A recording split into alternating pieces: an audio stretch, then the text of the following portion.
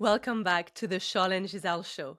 If you are a parent and struggling with getting the right nutrition for your children, you're juggling a busy career and a hectic family life, well, this episode is just for you. I am so excited to introduce you to the wonderful Lucinda Miller, founder of NatureDoc and author of Brain Brilliance. Lucinda has over 20 years of experience as a naturopath and a fully qualified NLP coach for children with ADHD and autism. Lucinda leads a team that helps neurodivergent children thrive through holistic health and nutrition. Lucinda's insight will help you manage both your health and your children's well-being. Lucinda, welcome to the Charlene Giselle Show. Charlene, thank you so much for inviting me on. It's lovely to be with you. Oh, and likewise, we were just talking about how we've become social media friends. And I have to say, your recipes every day make me want to eat everything that you cook. It makes me hungry just looking at your pages.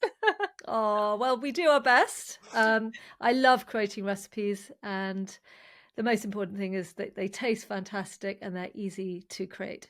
Oh, well, Lucinda, I wanted to ask you an initial question around how did you develop your passion and interest in helping children with neurodivergence and specifically ADHD and autism? Great question. So actually, it all started from my first date with my husband. I had known him for quite a long time before we had that first date, so it wasn't a complete surprise. But basically, he'd just been diagnosed with this thing called ADHD. And so that was the conversation throughout our first date. And yeah, he's got an incredible ADHD mind, and he really thrives with his ADHD. And anyway, we had a little one quite quickly after that. And then about a year later, I was really, really struggling with my brain. And he said, I really think you need to be assessed too. So I spent the day with this team of psychiatrists, fascinating, doing lots of different tests. I think more so than they do these days. And they came out and they said, yeah, you've got ADHD. But at the time, I didn't want to take medication because I really wanted to have another baby. There wasn't enough information about that. The internet had really only just started. I'm pretty ancient. So this was when I was 31 and I'm now 54. So it was quite a long time ago. And then we just, had those conversations about, I bet you at least one of our children will have ADHD because it's pretty genetic, isn't it? And it turns out that two of them have ADHD. One was much more obvious and the other took us a little bit more by surprise later on. But again, both really thriving with their ADHD brains now. And because medication really wasn't an option at that point, I started to look at nutrition. So I was a naturopath already. It's something that I knew the brain could be helped, but again, it was all very emerging at the time. And so, yes, I started to sort of tweak around with my diet, started taking a few supplements and things like that. And things really started to evolve and change. And I felt so much better and able to cope, less scatty, more organized, less letting my children down, less letting my family and friends down. I felt much more together. I felt I could juggle it all so much more. And then when it came to my children, especially my eldest, he was really, really struggling at school. And, they were saying maybe he should go to a special school. He probably will never be able to write independently. He'll probably need to use a laptop. We're not sure if he fits into this system. He had a tic. He had some tummy problems, which were plaguing him a lot.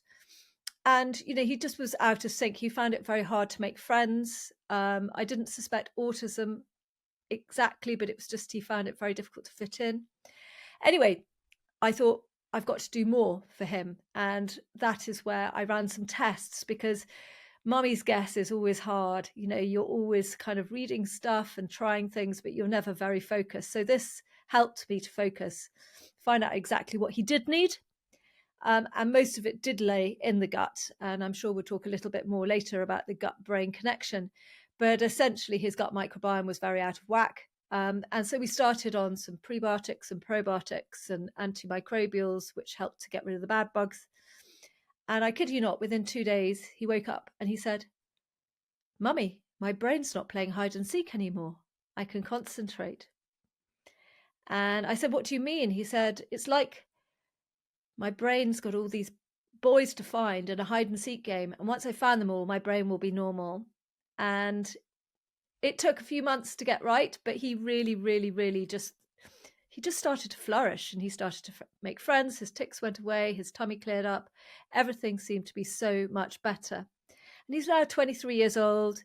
He's living his best life in a career that he's always dreamed of having. And he got a great university degree. And yeah, his writing isn't his pride and joy, but he can still write a damn good letter. And he's great. So yes, things have really emerged for him, and we're so thrilled for him.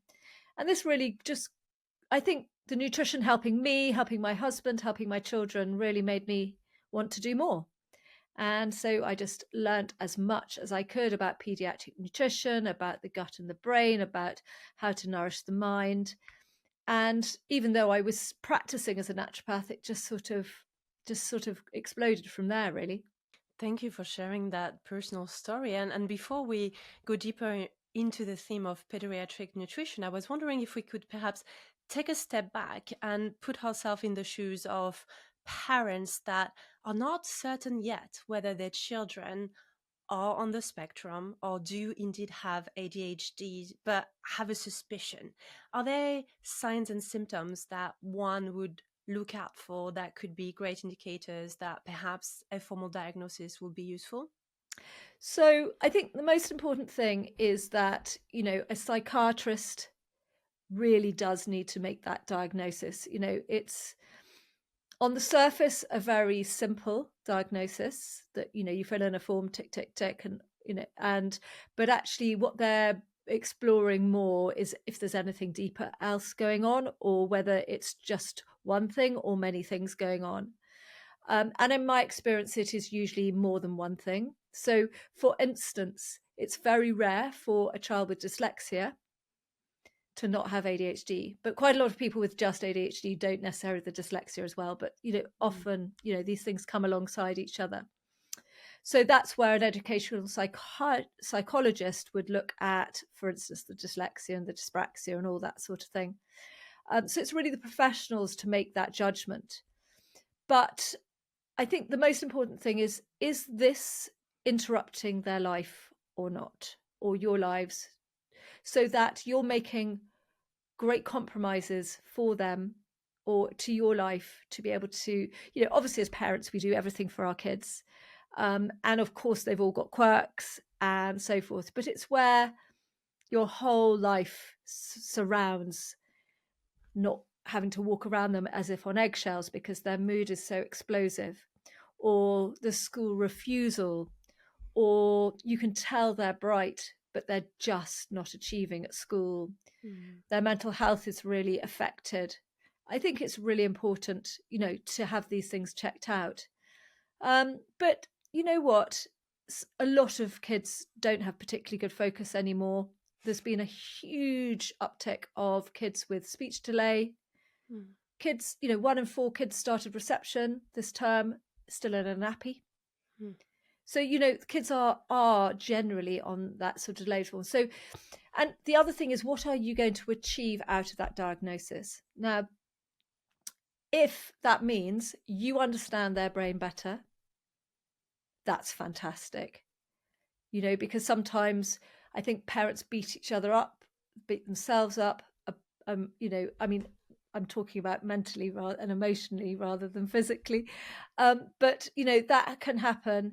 And, parenting style can be adapted if you know as well. So you can build a lot more family harmony once you know. Mm. I think then school understands your child better and is again made to make modifications to help your child. And equally, if they're in the right space for them to know and to understand the nuances of this, is they'll understand their brain too. So it can be incredibly beneficial. However, and I think some parents are sort of fearful of what about the label, but it seems to be, I mean, in Northern Ireland, 1 in 14 boys have a diagnosis of autism, and it's 1 in 20 kids. So it's an incredibly high amount now these days. It used to be 1 in 10,000. So, and the debate goes on and on about why, but all we can do is to help support them in the best way we can and help them to become the best versions of themselves. So I would say, if your child wakes up in a rage, finds it incredibly hard to regulate themselves, as I said, really struggling with school on whatever level, then it is worth pursuing. But there's so much you can do at home, and it costs quite a lot of money to have a private diagnosis, and there are long waiting lists even for private psychiatrists these days. So I think really what I try and do with Brain Brilliance and my blogs and our clinic is to help the children as best we can, even if they don't have a diagnosis, even if you just suspect there might be something going on, because we can all work on having a better brain, can't we? Absolutely. And so let's talk about the brain. Could you tell us a little bit more about that brain gut connection, and specifically the importance of the brain gut connection in relation to our children?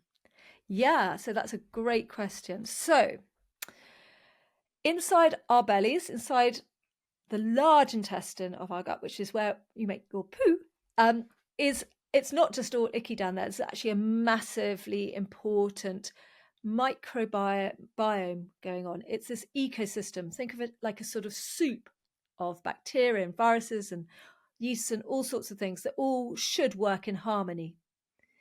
But these can go out of whack quite easily. Lots of antibiotics can wipe out the good guys, and I'll tell you about the good guys in a minute, and encourage the bad guys. The bad guys can be inflammatory. They can cause, toxicity to the neurological system. They can make you feel pretty rough.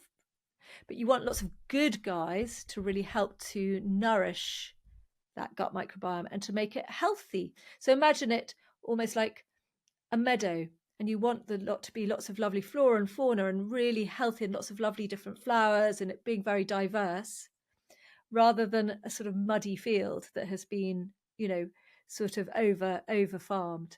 So we want to make it beautiful and abundant. And the great thing is you can feed that with fruits, vegetables, nuts, seeds, whole grains, pulses, etc. And all of these help. And cultured foods like yogurt or its cousin kefir, things like miso, apple cider vinegar, all these things can contribute to a healthy gut microbiome and help that flora and fauna to be more abundant.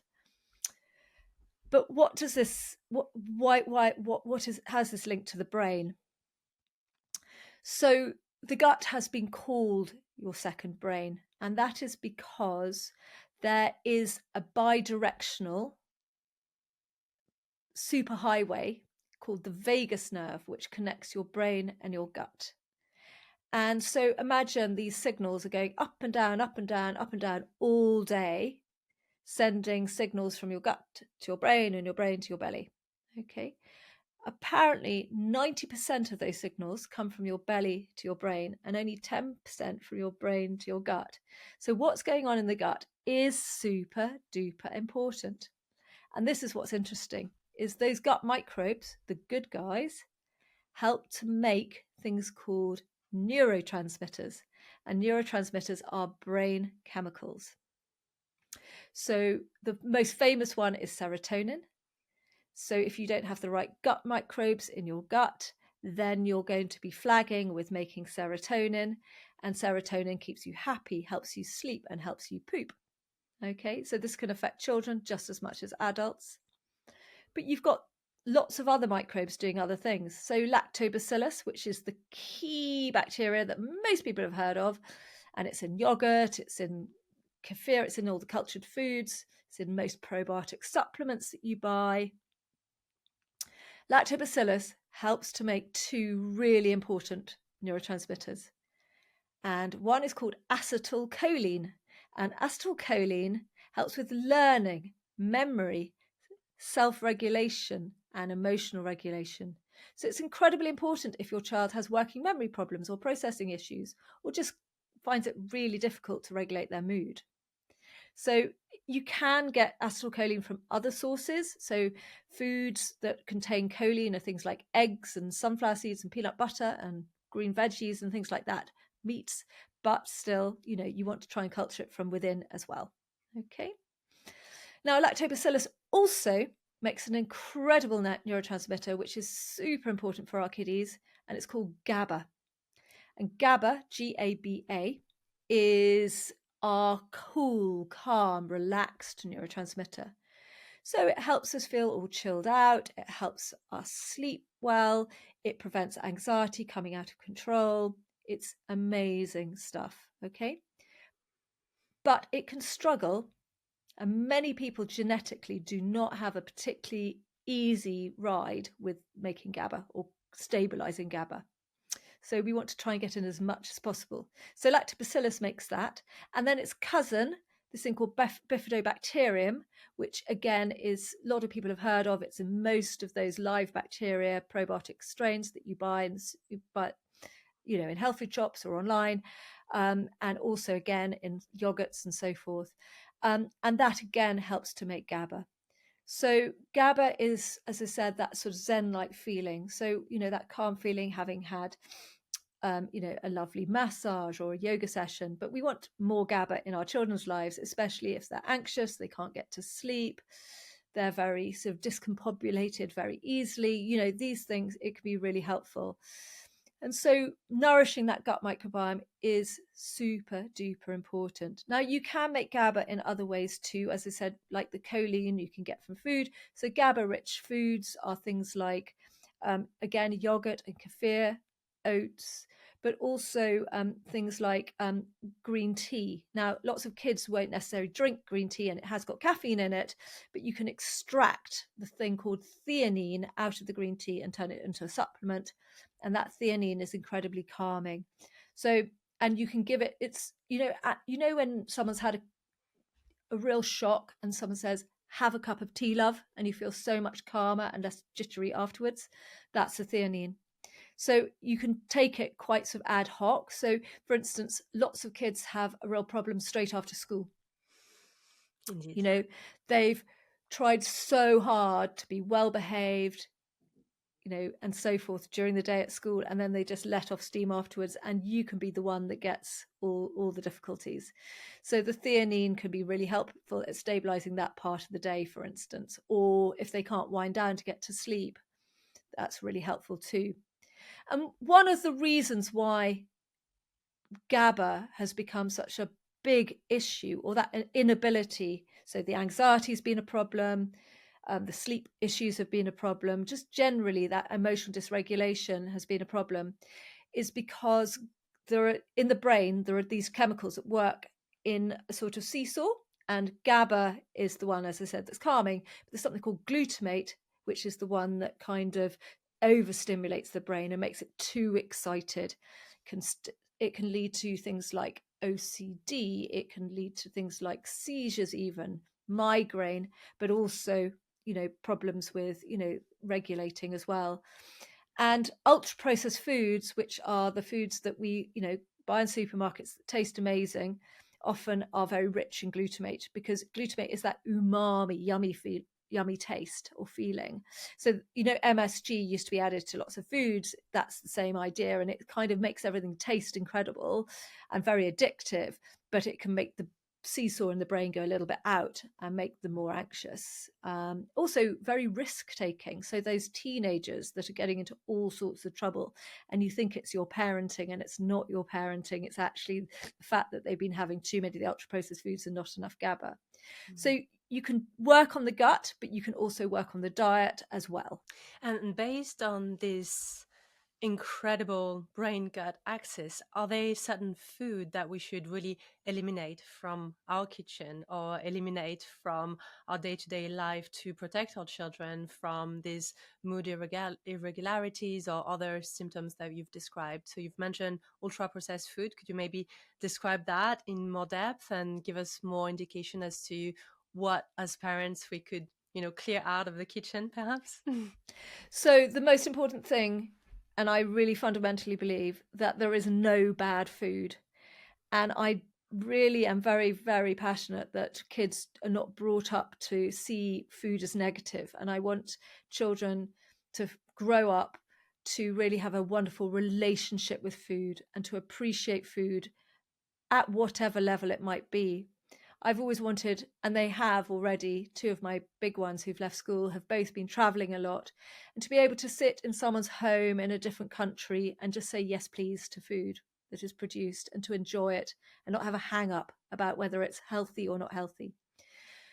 However, what's happened is the proportions of these foods have got out of control. So, as I said, we can all enjoy, a packet of crisps or, something that you just love, that is ultra processed occasionally, and it's going to be absolutely fine. But it's taken over our shopping trolleys. So in the UK, we are the second most highest consumers of UPF foods compared in the rest of the world. So there's obviously US is ahead of us, but when you look in France, Switzerland, Italy, Spain, they're all still cooking from scratch a lot more than we are. So the figures change all the time, and a lot of them are guesstimates anyway. So apparently, our typical shopping trolleys are about 52% ultra processed. Now, to be healthy, according to the experts, we need to consume 20% or low. So there's a margin to have ultra processed foods 4 times a week, and that should be absolutely fine. But this is happening often 4 times a day. So this is where the problem is.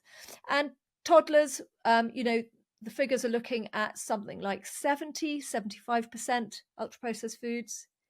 And then teenagers can be anything up to 85%. That's scary. It's Very really scary. scary. So they're just having too much. So what it is none. So instead of having a conversation with your teen or tween about, you can't eat these foods, we're going to ban them. That doesn't work.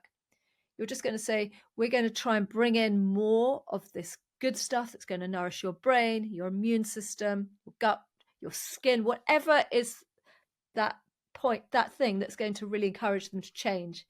And with young teens anyway, they're just desperate to have beautiful skin. So that's a good one to work on. You can say, if you eat these, you'll have better skin, even if actually it's the ADHD or whatever that's going on as well. It's good focusing on the thing that their touch point that they'll respond to the most. And to think, okay, I'm going to feed them a really good breakfast before they leave for school. I'm going to pack some good snacks in the bag. They might eat them, might not. But actually, if they're there and they don't need to spend their money, they might do that. They probably want something to fit in with the others. That seems, something that is aligned with them and their friends. That's okay if they've got other good stuff there. And again, most people do cook a good evening meal, but not to rely on school food for their nourishment, and to think, actually, because school lunch is not going to be amazing, let's do a really good family meal and maybe good snacks after school, just so that they get more. And I'm afraid we all have to work a bit harder. And I know it's hard when we're busy parents juggling so much. And it's being organized. Whether it's your Ocado shop or, whatever it might be, is always having good things in the fridge and in the store cupboard. So the temptation is less, in terms of, the stuff that's more highly ultra processed. The biggest objections that I hear from parents that are on a journey to attempt getting better food to their children is twofold. Number one, lack of time. They barely have time to cook for themselves, let alone their family. And number two, taste resistance. So that temper tantrum when you do introduce something that is more of a whole food, cooked with the heart and love, but they would much rather have a packet of crisps. So I would love if we could perhaps address those two objections, time and palate, and how we can navigate around those two? So time is such a hard one. And I think even though we are all super stretched, and, we've been running NatureDoc together as a couple, and, we work 24/7, and juggle the 3 kids and dogs and everything. But somehow we make it a priority to cook dinner. And it was interesting. A few months ago, had this almighty deadline on a Sunday night, and I realized that we had no food. I'd literally run out. I mean, we could probably have some baked beans, but we didn't have anything else. So I went to the village shop, and they had some really good quality, not going to say the brand, but really good quality frozen meals that are available to lots of people. And so, first of all, I spent 3 times the money than I would normally do on a family meal, and then I had to so it was a sort of stew thing, and I then had to get baked potatoes and vegetables as well. Okay, so I actually had to cook 2 other things as well. So it was £30 or something to be able to feed 4 of us, plus the baked potatoes, plus the veggies. I had to, it took 40 minutes to, heat up the oven and cook it through, or maybe it was an hour. So none of us ate till about 9:30. And the whole thing was trying to save time and money. And it actually did neither. Yes, I had less washing up. That was great. So actually, I would normally have done a stir fry, and noodles can soak really quickly in boiling water. You can do a quick stir fry. I can usually do supper in 10-15 minutes. So the time thing, you can get right, but obviously there are some kids who are very resistant to change, and we'll go on to that. But to go back to tips is generally, and I'm not perfect by any stretch of the imagination, I have ADHD, and so I can be organized some weeks and less organized other weeks, but we try and do as much cooking as we can at the weekend, and then live off leftovers, have things in the freezer, so have some batch cooked food. And it's okay to have lots of mini food deliveries if that is the way you want to work, and also to think, I guess what it is to find some more instant, easy things, whether it's gnocchi, whether it's, packets of quinoa and lentils that you just have to heat up, things like that, that you can sort of have at the ready so that you can quickly whiz something together. And actually, when you're changing the diet, we'll go on to that in a bit more, but is to just think about one recipe a week rather than to overwhelm everybody, and start with something simple. So with the fussy eaters, we've all been there. So first of all, as I said, make one change and get buy-in. So that's what I love about my cookbooks more than anything, is that the kids turn over the corners, they put post-it notes in the recipes that they want to try, they get engaged with cooking themselves. And once they're engaged, they're much more likely to give it a go and taste it. So that's where the weekends can be so helpful at getting everyone together and actually cooking together as a family. It's so much joy to do that too. Bit messy, but joyful. Okay. So I think it's getting the kids engaged with the process is really, really important. It is also, again, making changes at the weekend, because that's when you've got a bit more time. And if they really don't like it, you've got time to make something else. So the last thing you want to do is, if little Johnny has been eating Cheerios every single breakfast for the last 3 years, and you plonk 2 boiled eggs in front of him on a Monday morning before school, that's just not going to mix. There's going to be complete and utter mutiny. So, but if you were to try those eggs on Sunday morning and he said, actually, I don't like them like that, but let's do them like this, or you can make pancakes or waffles or whatever that might be, or overnight oats or porridge, then they'll be engaged with that and say, oh, actually, I'd like that again. And so then you can say, should we do it tomorrow? And so, yeah, it's then slowly changing things. So I think half terms, holidays are such key times to be able to make those changes, rather than when you're super duper busy. And then Other things to think about is, why are they so fussy? Why are they so resistant to change? Now, some people just like that consistency. They like that safety net. It's part of maybe their neurodivergence. But some kids find texture. They find texture changes in texture very hard to deal with, or they like a certain texture in their mouth. And this can boil down to something called low zinc status, which I write a lot about in Brain Brilliance. Basically, a lot of neurodivergent kids are born with a low zinc status. They've got a slight shortfall. And this is no blame. There's very little zinc in our food. Genetically, you can be wired to not absorb it very well. The gut can be out of sync. There are lots of reasons for it. So this is a no blame thing, but it's a very common theme that's come up from research from Stanford University, Japan, etc. It's sort of pretty global thought that this is something that's going on. Not necessarily mainstream in the pediatrician's mind, but in terms of research. And zinc helps to turn on sense of taste and smell. It helps to turn on gastric juices. So it helps the gut to fire up and enjoy digesting those foods. Smells nice, tastes nice, yummy, great experience. Okay. But if that's muted, if that's sort of down a bit, then imagine, just as if someone's just come out of COVID, they can't smell much, they can't taste much, their gut feels a little out. So everything tastes completely and utterly bland. So what they do is they either crave super strong tasting food, like super strong tasting crisps, those, or tomato ketchup or chili, because they're trying to get some kind of feedback from the food they're eating. They want to be able to have some sensation. Otherwise, it's boring. Or they crave something that's crunchy. Mm. And that crunchy means that, again, you get some kind of feedback in the mouth. So it feels nice, even if you can't smell and taste it so well. And you can hear it too. So Yeah, it's enticing exactly. from an auditory standpoint. Yeah. So those things, so often bolstering up the zinc. And now it's really hard to do it through diet, because it's meat, it's dairy, it's seafood, it's shellfish, it's oysters, it's those sorts of random things, which, I mean, not all random, but things that lots of kids don't have much of. They are dairy free because they've got an allergy, they're vegetarian, so they don't have the meat, they don't like the idea of strong fish taste. So, it can be very hard to get all that zinc in. So that's where supplements play a very important role.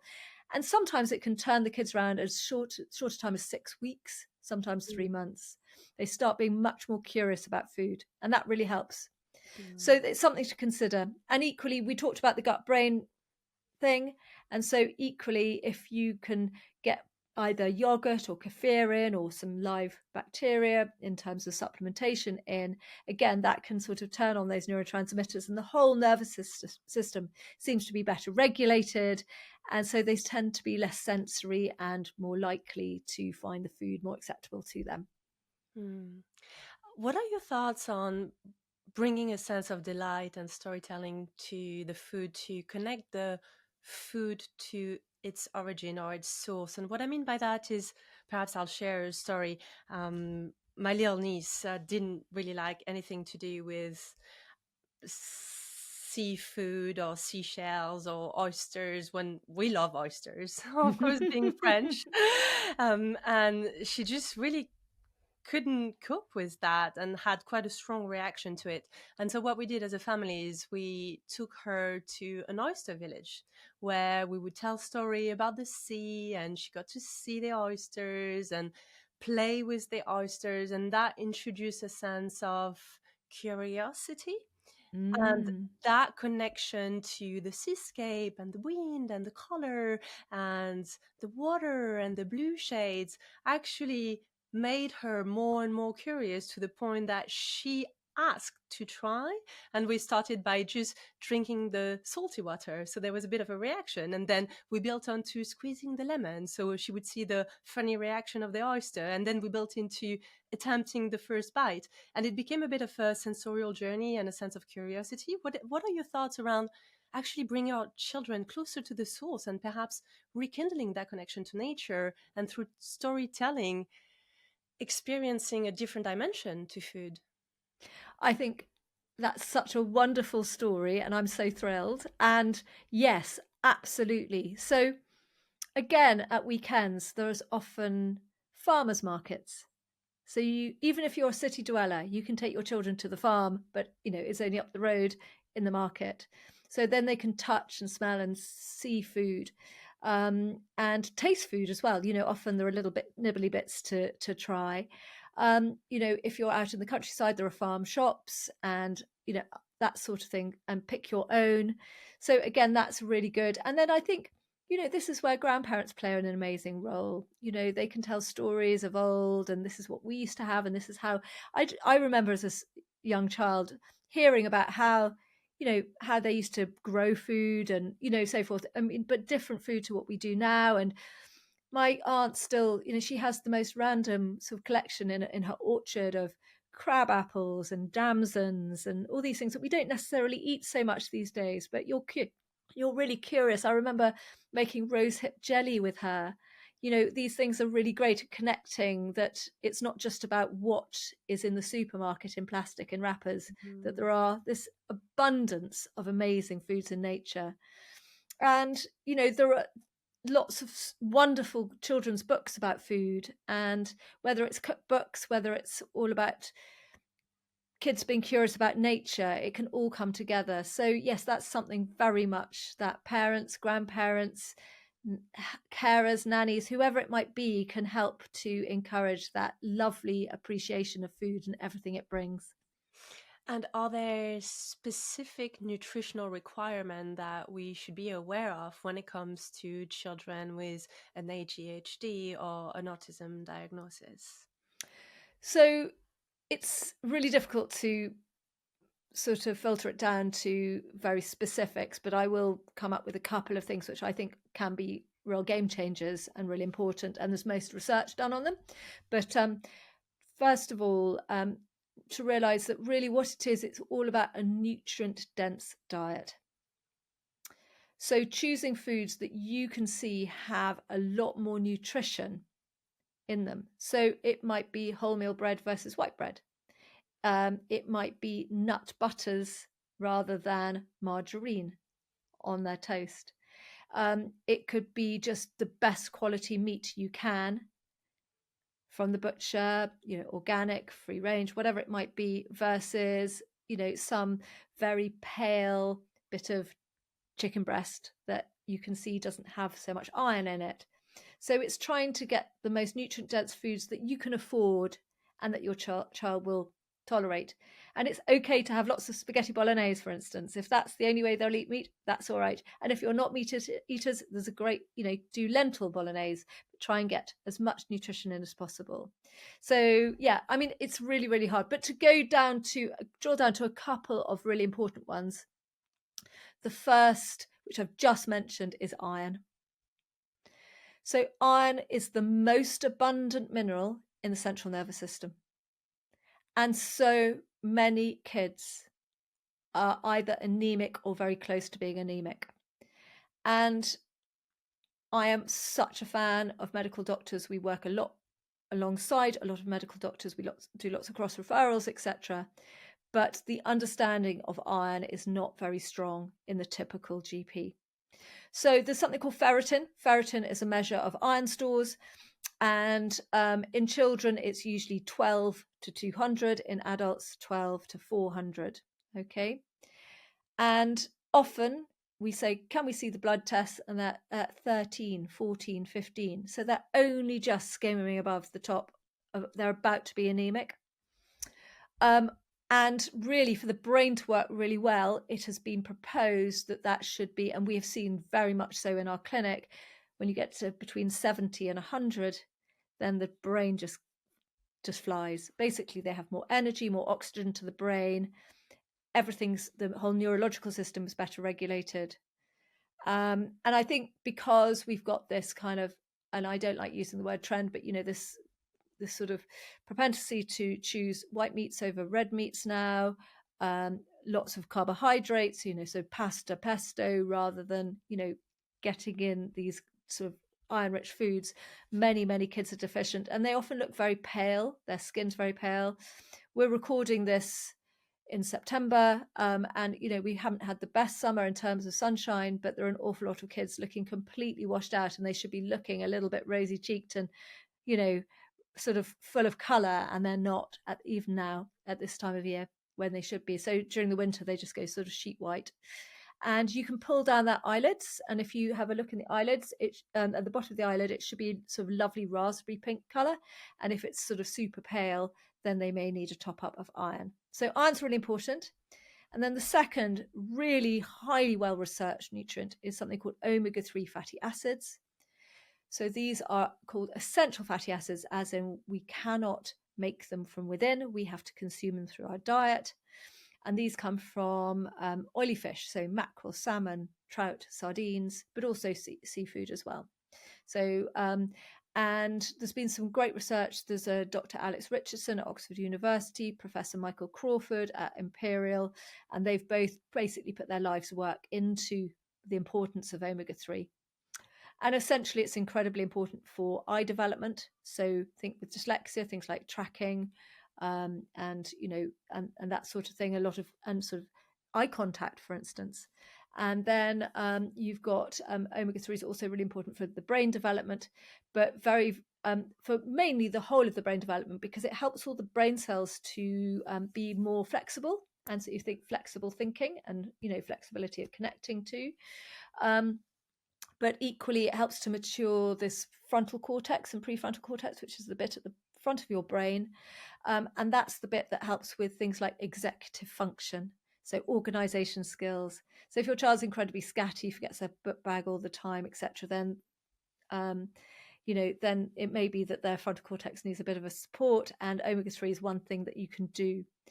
And a body sign that can suggest that possibly they could do with more omega-3, even though you instinctively might think, yeah, they probably do because they're not eating fish very often, or they don't like it, or they can't, they're allergic to it, or we're vegetarian, or whatever, is to feel the top of their arms and feel the bare skin. And does it feel like sort of chicken skin? Does it feel slightly rough and bumpy?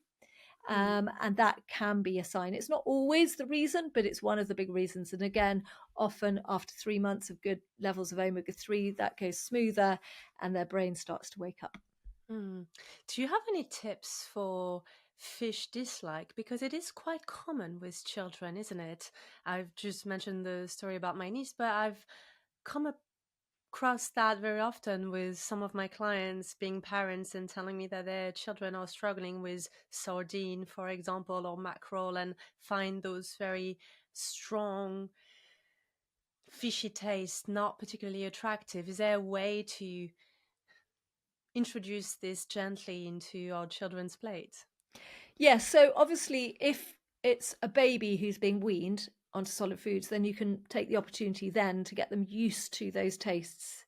But most of the kids, obviously, that we see are slightly later on. And so I would say things like fish cakes, where you've combined it with some potato, so it's not so strong tasting. Again, fish pates, so they've often got cream cheese, Mm-hmm. and it's just a softer taste. The lemon just takes the edge off it. But in Brain Brilliance, I've got things like a lot of people love pasta vongole. It's Yeah. tomato, but it's got some clams in it, so that's a way of doing it.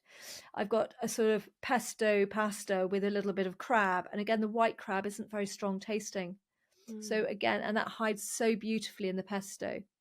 So yes, these are things that people think I wouldn't normally buy, but actually a jar of clams is not that expensive, and you can have in your store cupboard and grab and just bung it into some tomatoes, and it tastes amazing with that. So these things are possible.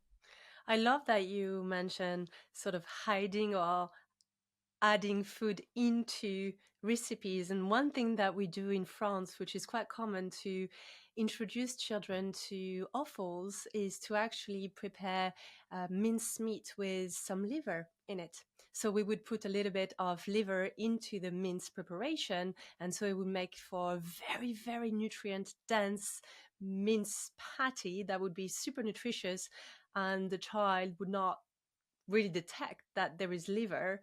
And that's the way they get liver in, even though they wouldn't eat a full portion of liver. What are your thoughts on doing things like that? And what are your thoughts on offals as well for children? Because in France, we really grew up on them. They're very, very common. I think a little bit less so in England. It's sort of dying down a little bit. What are your thoughts on that in terms of nutrition? Yeah, so it's not just France. So in Italy, the traditional way of making the ragouts and the bologneses is to put some liver in with that. So not very much, because you know, you need to get the balance right. And so the lasagna in Brain Brilliance has got some liver in with, to make it it's really delicious. It's sort of it's a slightly different lasagna. It's got sort of sage and butternut squash. It's yummy. So yeah, so I agree. And in my baby book, I've got a really good bolognese with some liver in. So that's exactly what I do and I've done for my children, is because my husband and I love to eat liver, but it is harder to get it past that big sort of slab of liver in front of, it just looks a bit daunting. But also, I mean, France has got this culture of pate, Yeah. liver pate. And again, it's so easy. And actually, kids often like that. It's less scary. And you can start with just a very, very light scraping on the toast and then build up. But it's something that I certainly had as a child. We had chicken liver pate for lunch a lot because it was Mm. easy for my mum. But it has become less of a thing generally for children. And I would say, we've seen thousands of children in our clinic, and I've only had a handful who, before they've seen us, have even thought about that. So, yes, again, there's a really good Appley chicken liver pate in I think that's in the baby food book, and then there's one with sort of cranberries and things like that on my blog. Oh, excellent. Another recipe that I love to make that is so simple and usually is a bit of a crowd pleaser amongst children and adults, and I would love your thoughts from a nutritional standpoint, is bone broth. So easy. Throw all the bones in the slow cooker, put, just nice mineral water, some salt, and some herbs, and it just tastes absolutely delicious. And you have so much nutrition with the collagen. What are your thoughts on drinking more soups, more broth as we're coming into the winter season? Yeah, I mean, bone broth has been, it's been called kind of, nature's penicillin. It's incredible for the immune system. It's very healing on the gut. It's great in, yeah, the collagen and the glycine. So the glycine content in it is very calming. Glycine is a very calming amino acid. And it also helps with gastric juices and things like that. So it's super duper important. So soups, ideally, yes, lots of soups. And actually, what I used to do with my children is, we've got quite a long school run, and I would often get them back home and give them a little cup of soup that I'd made whilst I was cooking supper, so that they had something to tide them over. And they were cold, they were tired, and actually they just needed something nourishing. And even some of the schools I work with, they've adopted the soup idea, and it's worked really well. Now, some kids don't like that texture, and that's okay. Often what you can do with bone broth is you can start introducing it, adding it to tomato sauce, so a Mhm. pasta sauce. Even if it's a bought one, just put in, a ladle of just to thin it out a little bit. And you can put it in the bolognese. I cook lentils in it. I cook rice in it. I cook quinoa in it. So you can get basically the grains and the lentils sort of absorb the bone broth, and they can't see it's there. That's a good trick, an Hmm. additional trick. Oh, that's really wonderful to hear. And I was wondering if you could tell us a little bit more about your sleep recipes. The reason I asked for that is a very common challenge that parents are facing is around bedtime Oh, and yes. children being quite anxious or struggling to fall asleep or to stay asleep.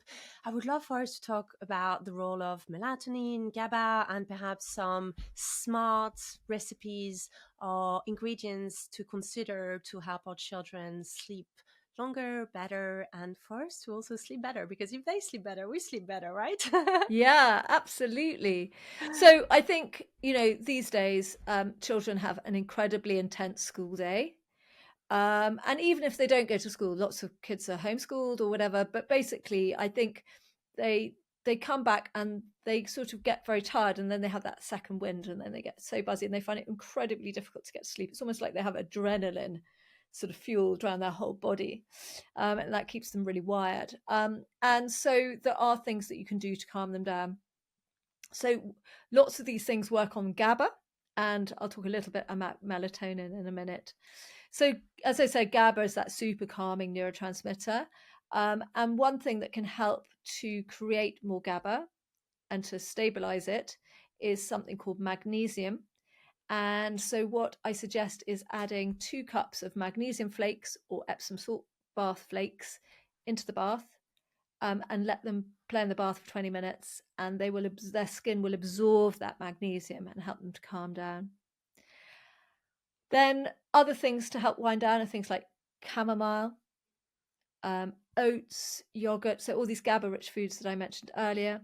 But there are also, as I said, this thing called melatonin. So melatonin is the hormone that says it's nighttime, it's time to go to sleep, and then naturally it then goes away in the morning, or it dissipates in the morning and says, hey, it's time to wake up.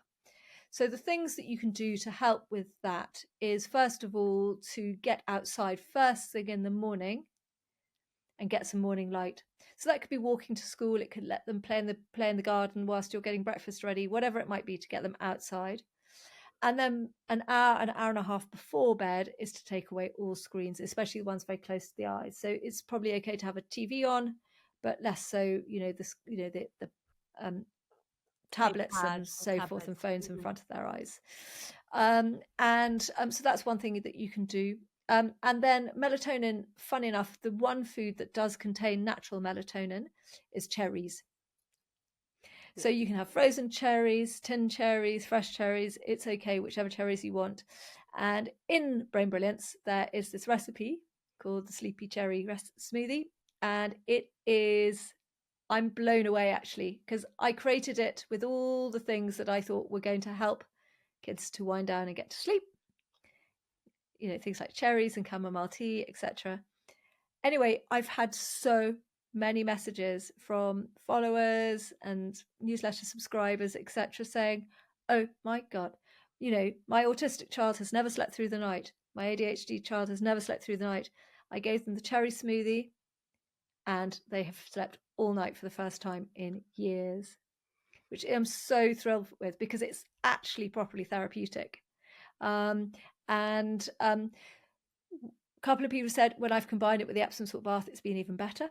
We've got, they're not waking up so early. They're waking up more like 7 than 5:30 or 5, things like that. So yeah, these two together. So if you've got a child that really is plagued by not being able to get to sleep, and you feel that they would like the idea of having a smoothie in the evening as well, is to do the Epsom salt bath, give them the smoothie and see what happens.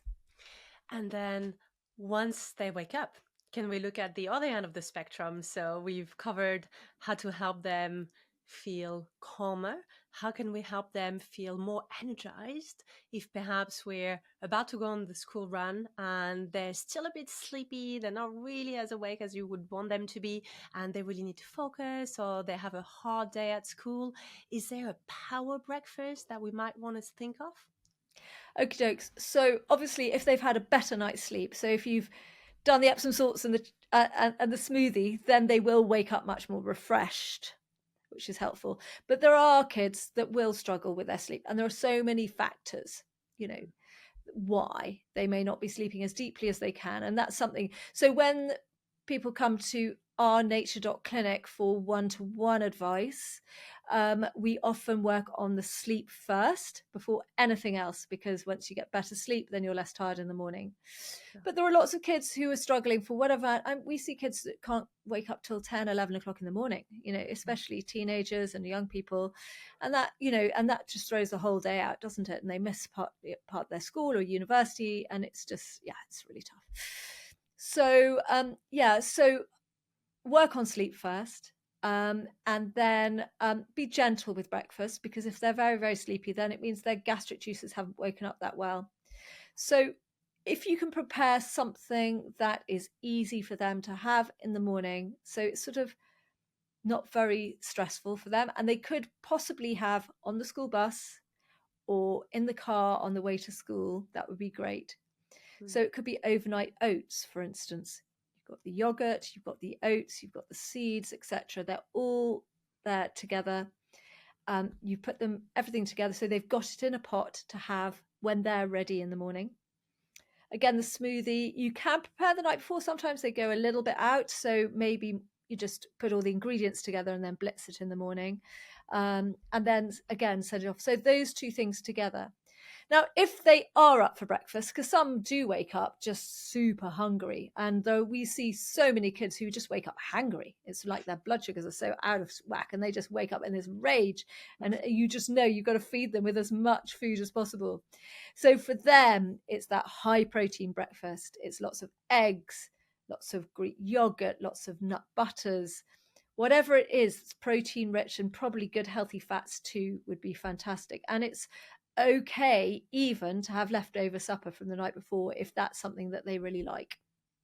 Absolutely. And it really doesn't take very long to pan fry an egg or even to have a bit of salmon or a little piece of meat. Actually, just it's a habit switch, isn't it?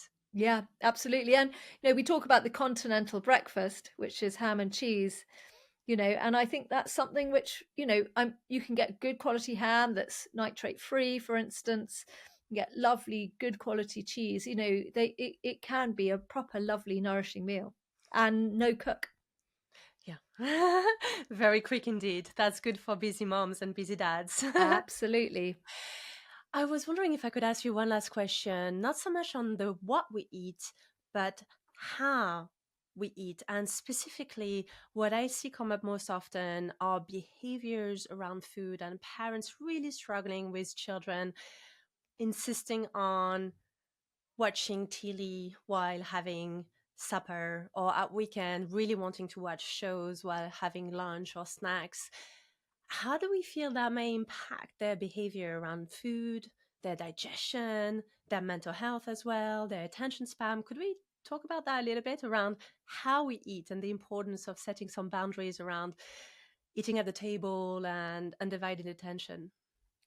Yeah. So every child is different. And there are some children who are so dysregulated and find eating such a challenge. Maybe they have this thing called ARFID, which is a very sort of extreme eating disorder, where they have a very narrow diet.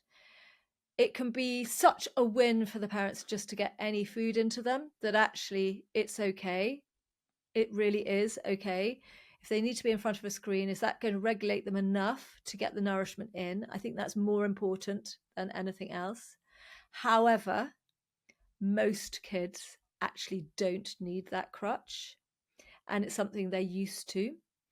So what my advice would be, first of all, is to maybe go and have breakfast somewhere else. Mm. Go and have breakfast in a cafe, go and have breakfast out, go and have breakfast at grandma's house. So, and as I said, this could be at the weekends where there is no telly on and they have a different experience. And you can go, hey, you know what? We've just had the most lovely half an hour. We've chatted. We've had such a fun time together. And we didn't need the telly, did we? Absolutely. So it's sort of, if you find it difficult to get out of the routine at home, then it's to change it up and, as I said, have that meal somewhere else and then come back home and just say, you know what, we don't have a telly in the kitchen, or you just take it out, whatever you need to do. So it is possible, and I would say one of the most important things for families is to eat together and to have conversations and to find out how the day was, and to enjoy food together, because that will bring them all back to the table, not just now, but in the very long term. When they're grown up, they'll want to come back and they'll want to feed their children in the same way. They'll have happy memories of laughing. And yeah, it's stressful. We've all been there. I used to find family meal times incredibly tough. But I think if you can be as lighthearted, and also you are showing them how to eat, they're learning from you all the time. And so if you're eating with gusto your broccoli and your whatever, they will do the same over time. Even if they don't actually want to show it in front of you, they might end up sneaking the broccoli behind your back, but they will eventually like it. And I know it's a journey, and I know it's tough, and sometimes it's just easier to feed them in front of the box, and they've got a screen in front of them, and they're fed. And obviously a fed child is better than one that's not. But do your best and see if you can change things up. One thing I used to do when the children were going through difficult eating patches was to have a book and to read a book whilst they were eating. And I'd say, have another nibble, and then I'll turn the page. So they'd have another mouthful, and then I'd turn the page, and then I'd read it to them. And then when we get to the next page, I'd say the same. And so it was a great way of getting it all down. Beautiful. What a great advice. Thank you. Lucinda, it was a fascinating conversation. I would love to ask you, how can our listeners connect with your world, find out more about your book and your amazing recipes? Oh, well, thank you. So Brain Brilliance obviously is my new book, and it's my pride and joy. And so that can be bought from online in bookshops and from us. So we are naturedoc.com. We also stock amazing supplements, so children friendly omega-3s and zincs and irons and all the things that I've been talking about today. Do find me on Instagram. I'm also on TikTok and Twitter and Facebook and all of those as well. But I would say my two biggest sort of platforms are Instagram and TikTok. But the great thing is we offer an email service and a DM service. So I can't if you say, how do I help my child with autism? I can't answer that. But if you say, I've heard about a probiotic and I think it would be a really good idea for my child, I can recommend one that's age appropriate. So basically, and then also on Sundays, we send out a fab newsletter, which has a new recipe, a new blog, and it could be anything from helping croup through to preventing heart attacks, through to how to help your child's ADHD executive function.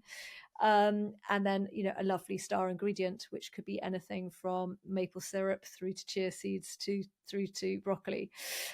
So there are lots of ways to connect. And we're basically there to support your family. Thank you. And speaking of supporting the family, if we have a mom or a dad listening who feels still a bit overwhelmed about starting their nutrition journey to support their children, is there one piece of advice that you would like to give that you wish you had received when you were embarking on your journey of being a mom? So it's a marathon, not a sprint. Yes. Take one step at a time and make it an easy win. So if they love chocolate, make something chocolatey with them. Just choose the healthy chocolate. Exactly. And you slowly change things over. Yes. But have fun with your children. Believe it's possible. And you're their best advocate. So go for it. Lucinda, thank you. Thank you for spending your time with me today and listening to this episode. Remember to subscribe so that you can receive weekly updates. And if today's message resonated with you, please remember to share it with a friend, a colleague, or a loved one who could really benefit from this episode.